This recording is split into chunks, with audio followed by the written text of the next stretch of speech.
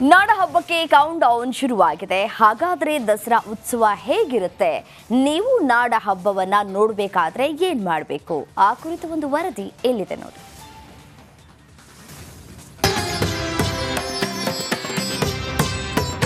ಮೈಸೂರು ದಸರಾ ಧಾರ್ಮಿಕ ಪೂಜೆ, ಜಗಮಗಿಸೋ ಅರಮನೆ, ಖಾಸಗಿ ದರ್ಬಾರ್, ಜಂಬೂ ಸವಾರಿ.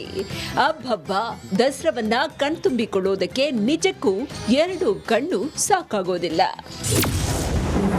ನಾಡ ಹಬ್ಬ ದಸರಾಗೆ ಕೌಂಟ್ ಡೌನ್ ಶುರು. ಬ್ರಾಹ್ಮಿ ಮುಹೂರ್ತದಲ್ಲಿ ಉತ್ಸವಕ್ಕೆ ಚಾಲನೆ. ಇವತ್ತು ವಿಶ್ವವಿಖ್ಯಾತ ಮೈಸೂರು ದಸರಾಗೆ ಅದ್ದೂರಿ ಚಾಲನೆ ಸಿಗಲಿದೆ. ಚಾಮುಂಡಿ ಬೆಟ್ಟದಲ್ಲಿ ಸರ್ಕಾರದಿಂದ ಅಧಿಕೃತವಾಗಿ ದಸರಾ ಮಹೋತ್ಸವಕ್ಕೆ ಚಾಲನೆ ನೀಡಲಾಗುತ್ತೆ. ಈ ಬಾರಿಯ ದಸರಾವನ್ನ ಸಾಹಿತಿ ಹಂಪ ನಾಗರಾಜಯ್ಯ ಉದ್ಘಾಟನೆ ಮಾಡಲಿದ್ದಾರೆ. ನವರಾತ್ರಿ ಹಬ್ಬದ ಶುಭಾಶಯಗಳು. ಸರ್ವಮಂಗಳ ಮಾಂಗಲ್ಯ ಶಿವೆ ಸರ್ವಾರ್ಥ ಸಾಧಿಕೆ ಶರಣ್ಯ ತ್ರಿಂಬಿಕೆ ಗೌರಿ ನಾರಾಯಣಿ ನಮೋಸ್ತುತೆ. ನವರಾತ್ರಿ ಅಂತಕ್ಕಂಥದ್ದು ಭಾಳ ವಿಶೇಷವಾದ ಒಂದು ಸಂಗತಿ. ಅದು ನಾಡಿನ ದೇವತೆ ಚಾಮುಂಡೇಶ್ವರಿ ದೇವಸ್ಥಾನದಲ್ಲಿ ಪೂಜೆ ಆಗಿರೋದು ಇತಿಹಾಸ ಪ್ರಸಿದ್ಧವಾಗಿರೋದು ಬಂದಿರತಕ್ಕಂಥದ್ದು. ಈ ಸಂದರ್ಭದಲ್ಲಿ ಎಂದಿನಂತೆ ಮಾನ್ಯ ರುದ್ರಾಭಿಷೇಕ, ಪಂಚಾಮೃತಾಭಿಷೇಕ ಹಾಗೂ ವಿಶೇಷವಾಗಿ ಹಂಸವಾಹಿನಿ ಅಲಂಕಾರ ನಾಳಿನ ಪೂಜೆ ಆರಂಭ ಆಗಿರ್ತಕ್ಕಂಥದ್ದು. ನವರಾತ್ರಿ ಅಂತಕ್ಕಂಥದ್ದು 4 ನವರಾತ್ರಿ ಇರ್ತಕ್ಕಂಥದ್ದು. ಚೈತ್ರ ಮಾಸದಲ್ಲಿ ಬರ್ತಕ್ಕಂಥ ವಸಂತ ನವರಾತ್ರಿ ಹಾಗೂ ಆಷಾಢ ಮಾಸದಲ್ಲಿ ಬರ್ತಕ್ಕಂಥದ್ದು ಗ್ರೀಷ್ಮ ನವರಾತ್ರಿ, ಶರತ್ಕಾಲ ಆಯಾಮ ಪೂಜೆ ಹೇಳ್ತಾನೆ, ಶರತ್ಕಾಲದಲ್ಲಿ ಬಂದ ಶರದ್ ನವರಾತ್ರಿ ಹಾಗೂ ಮಾಘ ಮಾಸದಲ್ಲಿ ಬರ್ತಕ್ಕಂಥದ್ದು ಮಾಘ ನವರಾತ್ರಿ ಅಂತ ಹೇಳಿದ್ದಾನೆ. ಬೆಳಗ್ಗೆ ಬ್ರಾಹ್ಮಿ ಮುಹೂರ್ತದಲ್ಲಿ ತಾಯಿ ಚಾಮುಂಡೇಶ್ವರಿಗೆ ವಿವಿಧ ಅಭಿಷೇಕಗಳನ್ನ ಮಾಡಿ ಪೂಜೆ ಮಾಡಲಾಗುತ್ತೆ. 9:15ರಿಂದ 9:45ರಲ್ಲಿ ಸಲ್ಲುವ ಶುಭ ಲಗ್ನದಲ್ಲಿ ಬೆಳ್ಳಿ ರಥದಲ್ಲಿ ಕೂತಿರುವ ನಾಡ ದೇವತೆ ಚಾಮುಂಡೇಶ್ವರಿ ತಾಯಿಯ ಉತ್ಸವ ಮೂರ್ತಿಗೆ ಪುಷ್ಪಾರ್ಚನೆ ಮಾಡಲಾಗುತ್ತೆ.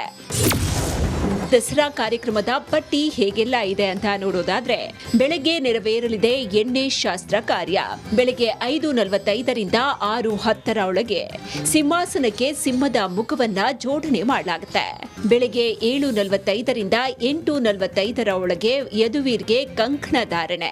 ಚಾಮುಂಡಿ ತೊಟ್ಟಿಯಲ್ಲಿ ಮಹಾರಾಜ ಯದುವೀರ್ಗೆ ಕಂಕಣ ಧಾರಣೆ. ಬೆಳಗ್ಗೆ 10:30ಕ್ಕೆ ಸವಾರಿ ತೊಟ್ಟಿಗೆ ಪಟ್ಟದ ಆನೆ, ಕುದುರೆ, ಹಸುಗಳ ಎಂಟ್ರಿ. ಬೆಳಗ್ಗೆ 11ಕ್ಕೆ ಕಳಸ ಪೂಜೆ ಮತ್ತು ಸಿಂಹಾಸನ ಪೂಜೆ ನೆರವೇರುತ್ತೆ. ಬೆಳಗ್ಗೆ 11:35ರಿಂದ 12:05ಕ್ಕೆ ಸಿಂಹಾಸನಾರೋಹಣದ ಮೂಲಕ ಖಾಸಗಿ ದರ್ಬಾರ್. ಮಧ್ಯಾಹ್ನ 1:05ರಿಂದ 1:30ಕ್ಕೆ ಚಾಮುಂಡಿ ತೊಟ್ಟಿಯಿಂದ ಕನ್ನಡಿ ತೊಟ್ಟಿಗೆ ಮೂರ್ತಿ ಶಿಫ್ಟ್. ಅಕ್ಟೋಬರ್ 9ರ ಬುಧವಾರ ಬೆಳಗ್ಗೆ 10:05ರಿಂದ 10:35ಕ್ಕೆ ಸರಸ್ವತಿಯ ಪೂಜೆ. ಅಕ್ಟೋಬರ್ 10ರ ರಾತ್ರಿ ಖಾಸಗಿ ದರ್ಬಾರ್ ಬಳಿಕ ಕನ್ನಡಿ ತೊಟ್ಟಿಯಲ್ಲಿ ಪೂಜೆ.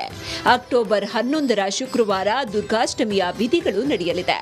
ಬೆಳಗ್ಗೆ 6 ಗಂಟೆಗೆ ಚಾಮುಂಡಿ ತೊಟ್ಟಿಯಲ್ಲಿ ಚಂಡಿ ಹೋಮ. ಅಕ್ಟೋಬರ್ 12ರ ಶನಿವಾರ ವಿಜಯದಶಮಿಯ ಪೂಜಾ ಕೈಂಕರ್ಯ. ವಿಜಯ ಯಾತ್ರೆ ಮುಗಿದ ಬಳಿಕ ಚಾಮುಂಡಿ ತೊಟ್ಟಿಗೆ ಮೂರ್ತಿಯನ್ನ ಶಿಫ್ಟ್ ಮಾಡಲಾಗುತ್ತೆ. ಖಂಡಿತ ನಾವೆಲ್ಲ ಜಿಲ್ಲಾಡಳಿತ ಆಗಿರ್ಬೋದು, ಸನ್ಮಾನ್ಯ ಮುಖ್ಯಮಂತ್ರಿಗಳಲ್ಲೂ ಉಸ್ತುವಾರಿ ಸಚಿವರ ಒಂದು ಮಾರ್ಗದರ್ಶನದಲ್ಲಿ ಎಲ್ಲ ಸಕಲ ಸಿದ್ಧತೆ ಮಾಡಿಕೊಂಡಿದ್ದೇವೆ. ಈ ಬಾರಿ ಅದ್ಧೂರಿಯಾಗಿ ವಿಜೃಂಭಣೆಯಿಂದ ಬಟ್ ಅರ್ಥಪೂರ್ಣವಾಗಿ ದಸರಾವನ್ನು ಆಚರಿಸ್ತೇವೆ. ಈ ದಸರಾ ಕಾರ್ಯಕ್ರಮ ನಾಡ ಹಬ್ಬದಲ್ಲಿ ತಾವೆಲ್ಲರೂ ಬಂದು ಪಾಲ್ಗೊಳ್ಳಬೇಕಾಗಿ ಈ ಮುಖಾಂತರ ಜಿಲ್ಲಾಡಳಿತ ಪರವಾಗಿ ತಮ್ಮೆಲ್ಲರಿಗೂ ಸಹ ಆಹ್ವಾನಿಸುತ್ತೇನೆ. ಚಾಮುಂಡಿ ತಾಯಿಗೆ ಸಾಹಿತಿ ಹಂಪ ನಾಗರಾಜಯ್ಯ ಪುಷ್ಪಾರ್ಚನೆ ಮಾಡಿದ ಬಳಿಕ ದಸರಾಗೆ ಅಧಿಕೃತ ಚಾಲನೆ ಸಿಗುತ್ತೆ. ಬಳಿಕ ಚಲನಚಿತ್ರೋತ್ಸವ, ಆಹಾರ ಮೇಳ, ಫಲಪುಷ್ಪ ಪ್ರದರ್ಶನ, ದಸರಾ ಕುಸ್ತಿ, ದಸರಾ ಸಿಎಂ ಕಪ್, ಪುಸ್ತಕ ಮೇಳ, ವಸ್ತು ಪ್ರದರ್ಶನ, ವಿದ್ಯುತ್ ದೀಪಾಲಂಕಾರಕ್ಕೆ ಸಿಎಂ ಹಾಗೂ ಸಚಿವರು ಚಾಲನೆ ನೀಡಿದ್ದಾರೆ. ಮೈಸೂರು ದಸರಾ ಈ ಬಾರಿ ವಿಶೇಷತೆಯಿಂದ ಕೂಡಿದ್ದು 10 ದಿನಗಳ ಕಾಲ ಸಾಂಸ್ಕೃತಿಕ ನಗರಿ ಮೈಸೂರು ಜಗಮಗಿಸಲಿದೆ. ಸಚಿನ್ ಜೊತೆ ವಿನೋದ್ ಪಡವಾರಹಳ್ಳಿ, ರಿಪಬ್ಲಿಕ್ ಕನ್ನಡ, ಮೈಸೂರು.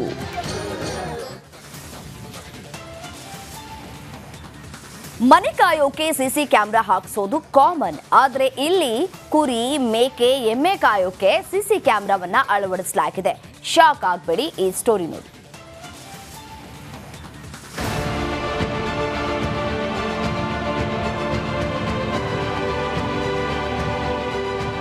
ಎಲ್ಲಿ ನೋಡಿದ್ರು ಸಿಸಿ ಕ್ಯಾಮೆರಾ, ಪ್ರತಿ ದಾರಿಯಲ್ಲೂ ಕ್ಯಾಮೆರಾಗಳ ಕಣ್ಗಾವಲು. ಈ 3ನೇ ಕಣ್ಣಿನ ಹಿಂದೆ ಒಂದು ಕಳ್ಳತನದ ಸ್ಟೋರಿ ಇದೆ.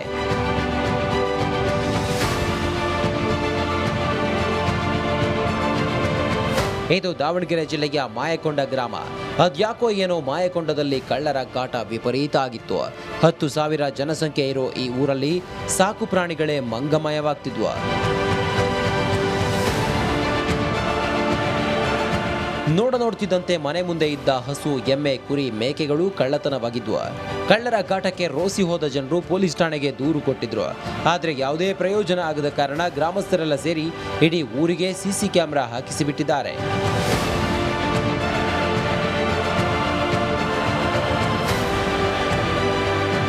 84,000 ಖರ್ಚು ಮಾಡಿ ಇಡೀ ಗ್ರಾಮದಲ್ಲಿ 8 ರಿಂದ 10 ಸಿಸಿ ಕ್ಯಾಮೆರಾಗಳನ್ನು ಅಳವಡಿಸಿದ್ದಾರೆ. ಮೂರನೇ ಕಣ್ಣು ತೆರೆದಾಗ ಸ್ವಲ್ಪ ಮಟ್ಟಿಗೆ ಕಳ್ಳತನ ಕಡಿಮೆ ಆಗಿದೆಯಂತೆ. ಟ್ವಿಸ್ಟ್ ಏನಪ್ಪ ಅಂದರೆ ಸಿಸಿ ಕ್ಯಾಮೆರಾ ಹಾಕುತ್ತಿದ್ದಂತೆ ಕಳ್ಳರು ಜಾಗವನ್ನೇ ಬದಲಿಸಿ ಬಿಟ್ಟಿದ್ದಾರೆ. ಗ್ರಾಮದಲ್ಲಿ ಕಳ್ಳತನ ಮಾಡುತ್ತಿದ್ದವರು ಈಗ ಜಮೀನಿಗೆ ಶಿಫ್ಟ್ ಆಗಿದ್ದಾರೆ. ಇದೇ ಊರಲ್ಲಿ ಎಲ್ಲ ಭಾಳ ಜೋರಾಗೆ ತಗೊಂಡೋಗಿದ್ದಾರೆ ಅಂದರೆ ಅವರು ಸಿಸಿ ಕ್ಯಾಮ್ರಾ ಎಲ್ಲದು ಇದ್ರೂ 2 ಕುರಿ ಕಾಂಪೌಂಡ್ ಹಾರಿ ತಗೊಂಡೋಗಿ 2 ದಿನಕ್ಕೆ ಇನ್ನೊಂದು ಕುರಿ ತಗೊಂಡೋದ್ರು. ಒಂದೇ ವಾರದಲ್ಲಿ ಹಿಂಗೆ ಈ ಥರ ಕುರಿ ಹೋದ್ವು. ಭಾಳ ಕಳ್ತನ ಆಕ್ಕವೆ ಹಂಗೆ ಅಂದಾಗ ಅವರು ಸಿಸಿ ಕ್ಯಾಮ್ರಾ ಹಾಕಿದ್ದಾರೆ ಅಂದರೆ ರೋಡಲ್ಲೆಲ್ಲ ಹಾಕಿದ್ದಾರೆ. ಆಯಾ ಕಟ್ಟಿನ ಜಾಗದಲ್ಲಿ ಏನು ಹಾಕಿಲ್ಲ ಅವರು. ಗ್ರಾಮಸ್ಥರು ಚಾಪೆ ಕೆಳಗೆ ನುಗ್ಗಿದ್ರೆ ಈ ಕಳ್ಳರು ರಂಗೋಲಿ ಕೆಳಗೆ ನುಗ್ಗಿದ್ದಾರೆ. ಈ ಕದಿಮರಿಗೆ ಕಾಕಿ ಅದ್ಯಾವಾಗ ಬ್ರೇಕ್ ಹಾಕುತ್ತೋ ಏನೋ. ವಿಠಲ್ ಕ್ಯಾರವಾಡ, ರಿಪಬ್ಲಿಕ್ ಕನ್ನಡ, ದಾವಣಗೆರೆ.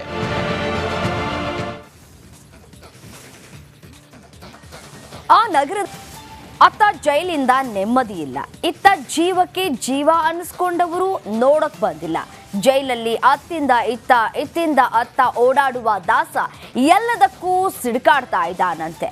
ಯಾಕೆ ಗೊತ್ತಾ? ಈ ಸ್ಟೋರಿ ನೋಡಿ.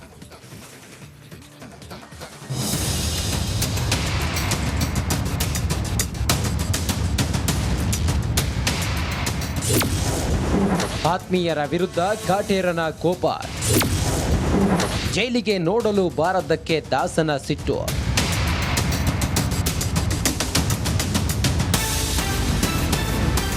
ಬಳ್ಳಾರಿ ಜೈಲಿನಲ್ಲಿ ದರ್ಶನ್ ಹಾಗೋ ಹೀಗೋ ದಿನ ದೂಡುತ್ತಿದ್ದಾನೆ.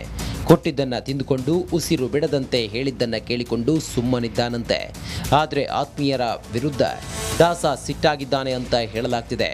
ಬಳ್ಳಾರಿಗೆ ಜೈಲಿಗೆ ಹೋದ್ಮೇಲೆ ನೋಡಲು ಬಾರದ ಆತ್ಮೀಯರ ಮೇಲೆ ದರ್ಶನ್ ಮುನಿಸಿಕೊಂಡಿದ್ದಾನೆ ಅಂತ ಹೇಳಲಾಗ್ತಿದೆ.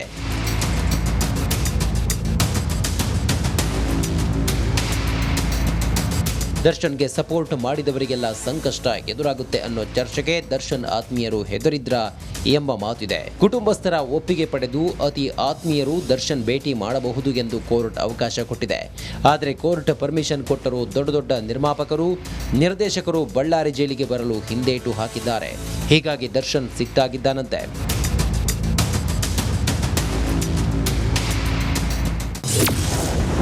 ಅಂತರ ಕಾಯ್ದುಕೊಳ್ತಿದ್ದಾರ ಅತ್ಯಾತ್ಮೀಯರು.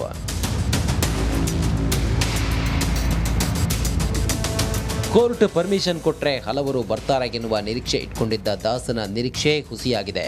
ದರ್ಶನ್ಗೆ ಬೆಂಬಲಿಸಿದವರಿಗೆ ಸಂಕಷ್ಟ ಎದುರಾಗುತ್ತೆ ಅಂತ ಅತ್ಯಾತ್ಮೀಯರು ಅಂತರ ಕಾಯ್ದುಕೊಳ್ತಿದ್ದಾರೆ ಎನ್ನಲಾಗ್ತಿದೆ. ಹೀಗಾಗಿ ಇಲ್ಲಿವರೆಗೂ ಕುಟುಂಬಸ್ಥರನ್ನ ಹೊರತುಪಡಿಸಿ ಧನ್ವೀರ್ ಡೆವಿಲ್ ಚಿತ್ರದ ನಿರ್ದೇಶಕ ಪ್ರಕಾಶ್ ಬಿಟ್ರೆ ಯಾರೂ ಭೇಟಿಯಾಗಿಲ್ಲ. ಯಾಕೆ ಬೇಕು ಸಹವಾಸ ಅಂತ ದರ್ಶನ್ ಆತ್ಮೀಯರು ಸುಮ್ಮನಾಗಿದ್ದಾರೆ ಎನ್ನಲಾಗ್ತಿದೆ.